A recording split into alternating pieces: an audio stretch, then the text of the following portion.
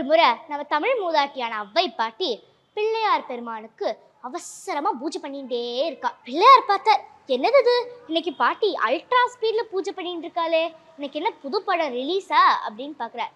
என்ன பாட்டி, இன்னைக்கு ஏதாச்சும் புது படம் ரிலீஸா, இவ்வளோ ஃபாஸ்டா பூஜை பண்ணிட்டு இருக்க அப்படின்னு கேட்கும்போது அவ்வை சொல்றா, இல்ல இன்னைக்கு கைலாயத்துக்கு சுந்தரமூர்த்தி நாயனாரும் சேரமான் பெருமாளும் வராரு, அவர்கள் இருவரையும் வரவேற்கணும்னு எனக்கு ரொம்ப ஆசையா இருக்கு, அதனால தான் சீக்கிரம் பூஜை பண்ணிட்டு இருக்கேன் அப்படின்னு சொல்ற.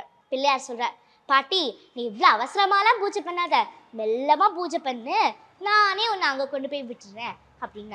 சரின்னு ஔவையாரும் சீத கழப செந்தாமரை பூம்பாத சிலம்பு பல இசை பாட பொன்னரை ஞானம் பூந்துயிலானையும் அன்னமருங்கில் வளர்ந்தலகெரிப்ப பேலை வயிறும் பெரும்பார கோடும் வேலமுகமும் விலங்கு சிந்தூரமும் அஞ்சு கரமும் அங்குச பாசமும் தெஞ்சில் குடிகொண்ட நீல மேனியும் நான்ற வாயும் நாழிரு புயமும் மூன்று கண்ணும் மும்மத சுவடும் இரண்டு செவியும் இலகு பொன்முடியும் திரண்ட முட்பொறினுள் திகழொளி மார்பும் சொற்பதம் கடந்த தூயமை ஞான அற்புதம் நின்ற கற்பக கலீரே.